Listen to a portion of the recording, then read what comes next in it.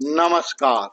अजनाब के इस यात्रा प्रवाह में आप सभी धर्मात्माओं का सादर आमंत्रण है। महाभारत एक विशाल ग्रंथ जिसमें वो सब कुछ है जो मानव समाज में वर्तमान है। धर्म, राग, द्वेष, द्वंद्व, प्रेम, घृणा, राजनीति, कूटनीति, समाज व्यवस्था। महाभारत कृष्ण द्वैपायन व्यासदेव द्वारा रचित, श्री गणेश जी द्वारा लिखित अमूल्य अमर ग्रंथ है। व्यास जी महाभारत की रचना तो कर लिए थे, परंतु इसे लिखित रूप देना उनके लिए संभव नहीं था, और जब तक इसे लिखित रूप नहीं दिया जाता तो ये श्रुति के रूप में अपने मूल रूप में शायद ही रह पाता, तथा इसे ज्ञान के रूप में शिष्यों को पढ़ाने में भी दिक्कत आता। इसलिए उन्होंने गणेश जी की शरण ली। गणेश जी ने इसे लिखित रूप में संपूर्ण किए और ये अमर ग्रंथ बन गया। हम महाभारत को ये भी कह सकते हैं कि ये मूल रूप में व्यासदेव जी की वंशावली का क्रमिक इतिहास है, और इसके साथ और भी बहुत सारे राज्यों, उनकी घटना, बहुत सारे चरित्र का भी मिश्रण इसमें है। वैसे तो व्यास जी अविवाहित थे, परंतु ये उनके पुत्र, पौत्र, पौत्रों का क्रमिक इतिहास है, जो घटना उनकी आंख के सामने घटित हुई थी, उसी का वर्णन व्यासदेव जी ने इसमें किए हैं।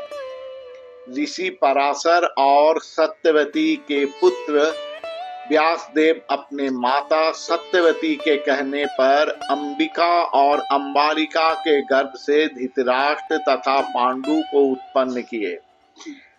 राज्यों को लेकर उनके पुत्रों युधिष्ठिर तथा दुर्योधन में जो संघर्ष उत्पन्न हुआ, वो आम तौर पर महाभारत की मूल कहानी है।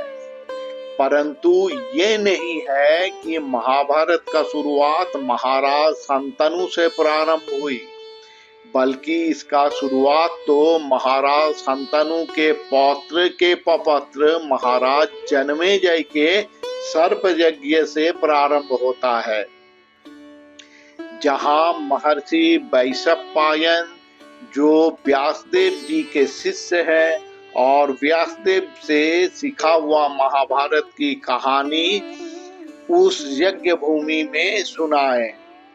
महाभारत की कथा 2 पीढ़ी के बाद अब जनमानस के सम्मुख आया। यहीं पर उपस्थित रोमहर्षणी सोती उग्र सभा महाभारत की पूरी कहानी को सुने। फिर यज्ञ समाप्ति के पश्चात विभिन्न तीर्थ दर्शन पर्यटन करते हुए निमिषारण्य पहुंचे।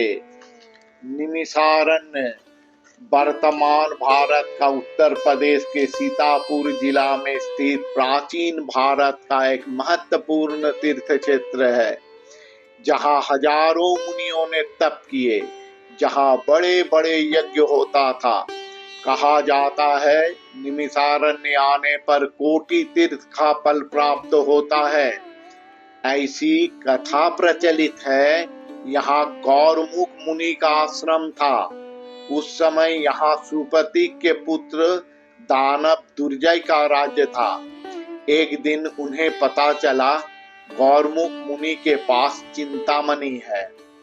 चिंतामणि के पास जो भी वस्तु मांगा जाए वो प्राप्त हो जाता है। अब उनके ही राज्य में किसी के पास चिंतामणि हो और वो उनके पास ना हो, ऐसा हो नहीं सकता। उन्होंने मुनि से इसकी मांग की।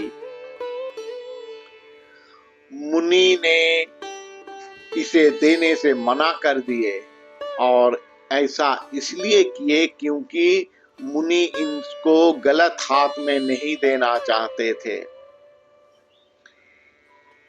इस पर क्रोधित होकर दुर्जय दानव ने विशाल सेना लेकर चिंतामणि लेने के लिए मुनि के आश्रम के पास पहुंचे। उन्हें देखकर मुनि इतना क्रोधित हुए कि उन्होंने क्रोध से दुर्जय दानव को एक निमिष में जलाकर भस्म कर दिए। निमिष अर्थात आंख का पलक झपकने मात्र में जितना समय लगता है। दुर्जय दानव पूरी सेना के साथ जिस स्थान पर भस्मीभूत हुए वो धीरे धीरे घना वन बन गया और निमिषारण्य के नाम से विख्यात हुआ। इसी निमिषारण्य में महामुनि शौनक 12 वर्ष का यज्ञ अनुष्ठान कर रहे थे। यही उनका तपोभूमि है, जहां उनका यज्ञ अनुष्ठान संपादन के लिए विभिन्न स्थान से मुनि ऋषि ऋत्विकों का समागम हुआ था। यज्ञों का कार्य चल रहा था। उसी समय रोमहर्षणी के पुत्र उग्रसभा शौनक के आश्रम में उपस्थित हुए।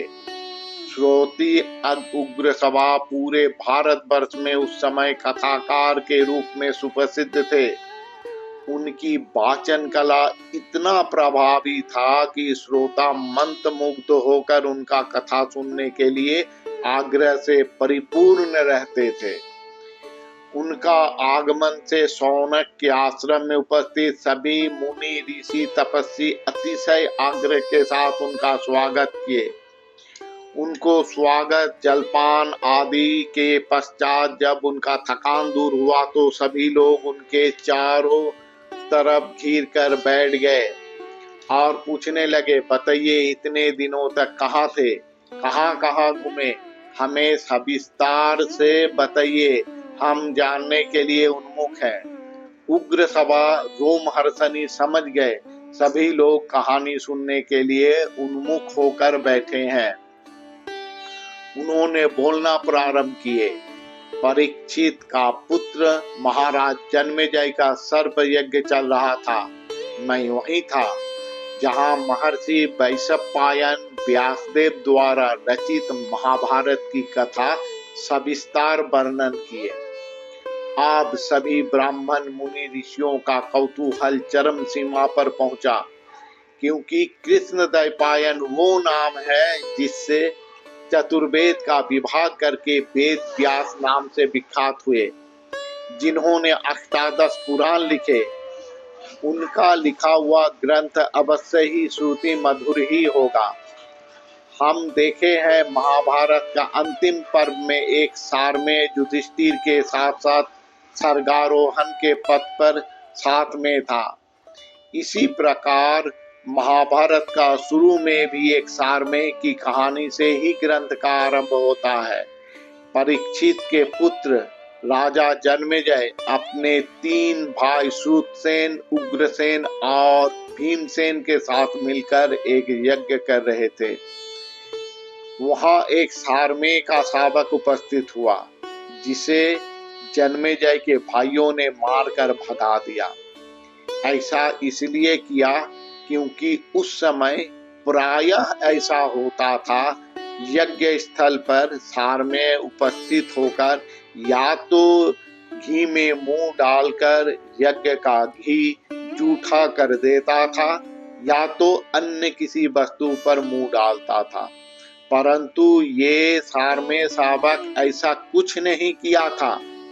वो मार खाने के बाद रोते हुए अपनी माँ के पास पहुंचा।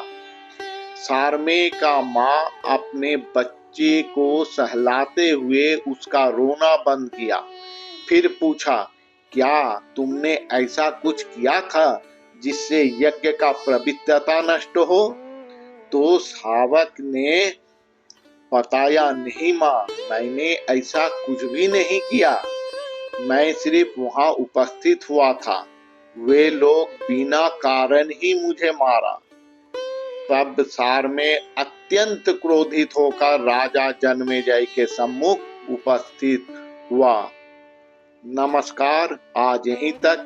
आगे हम इस कहानी का अगले भाग को जानेंगे। आशा है आप सभी इस यात्रा में हमारे साथ रहेंगे।